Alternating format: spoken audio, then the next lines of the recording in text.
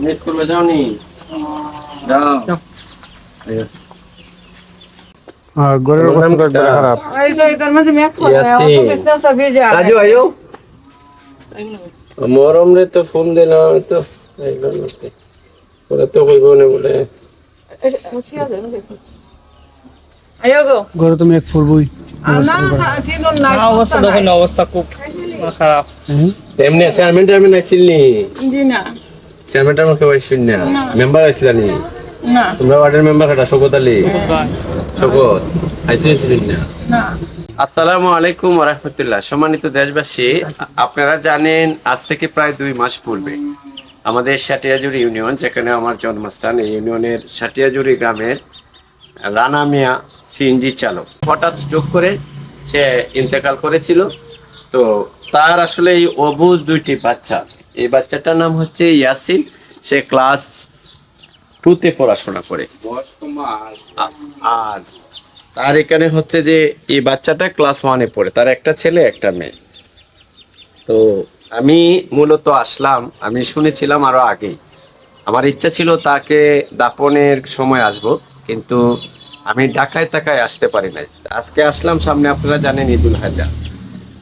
তো যাদের সন্তান সন্ততি আছে, বাবা মা আছে, বাবা মারা তো সন্তানকে আদর করবে, ঈদের মার্কেট করে দিবে, ঈদের শুভেচ্ছা জানাবে, ঈদের সব কিছু দিবে, কিন্তু ওরা যাবে কার কাছে? ওদের তো বাবা নেই। আর বিশেষ করে তাদের ঘরটা দেখলেই বুঝতে পারছেন যে তাদের ব্যক্তিগত অবস্থা এবং পারিবারিক অবস্থাটা কেমন। তো আমি সমাজের যারা বিত্তশালী, তার রানার মা আছেন, রানার একজন বিধবা আছে, ওয়াইফ আছেন, 2টা বাচ্চা আছে। তো এখন কথা হচ্ছে যে তাদের পাশে এই পর্যন্ত আমি যা খবর নিয়েছি, ইউনিয়ন পরিষদ সহ যারা জনপ্রতিনিধি আছেন কেউ কিন্তু আসেন নাই বা তাদেরকে দেখেন নাই।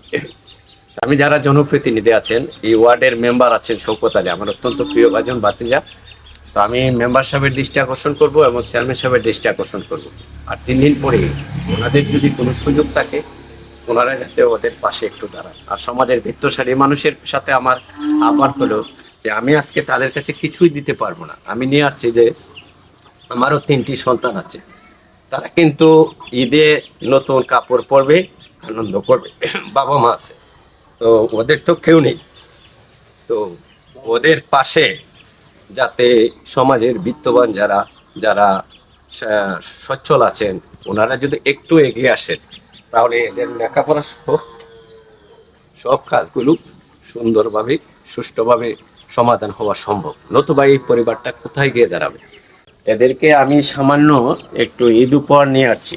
এটা আসলে দেখেন, অনেকে অনেক কিছু বলতে পারে, কিন্তু বিষয় হচ্ছে কি, আমি এখানে আসার অর্থ হচ্ছে এবং দেখানোর অর্থ হচ্ছে যে এটা আমরা আজকে দিলাম, আরেকদিন যদি আমার মতো আরেকজন ভাই এসে যদি তাদেরকে একটা ঈদের আনন্দ ভাগাভাগি করে, তাহলে কিন্তু এই বাচ্চাগুলো যে বাবা নেই, এই জিনিসটা কিন্তু তারা উপলব্ধি করতে পারবে না।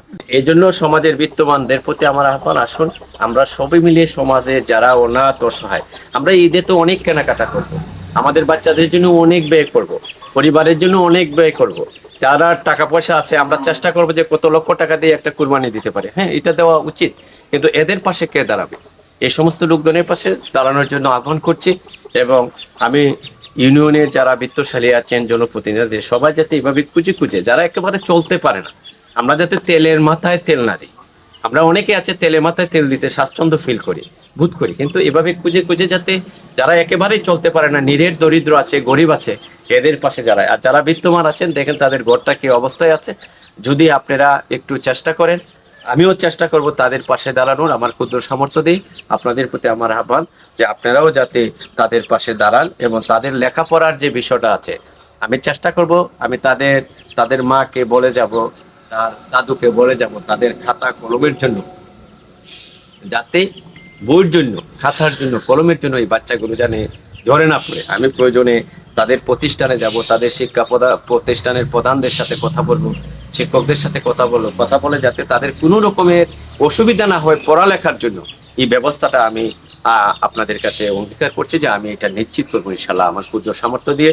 আর আমি এই বাচ্চাটার জন্য একটা ঈদের আনন্দ আমি নিয়ে আসছি। আমরা বলবো যে ওরা যাতে একটু লেখাপড়া করে ভালোভাবে, এবং তাদের মা বাপকেও আমি বলবো যে ওরা যাতে লেখাপড়ায় থাকে।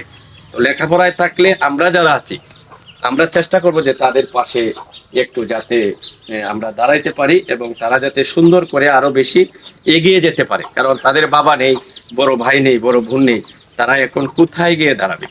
তো এই জন্য আমি আবারও আহ্বান করছি, যারা জনপ্রতিনিধি আছেন, যারা সমাজপতি আছেন, এলাকার যারা জনগণ আছেন, সবাই যদি দশে মিলে করি কাজ, সবাই মিলেমিশে যদি আমরা একটু চেষ্টা করি, তাহলে কিন্তু তাদের এই কষ্টটা দুঃখটা আর থাকবে না। সবাই ভালো থাকেন, আমার জন্য দোয়া করবেন।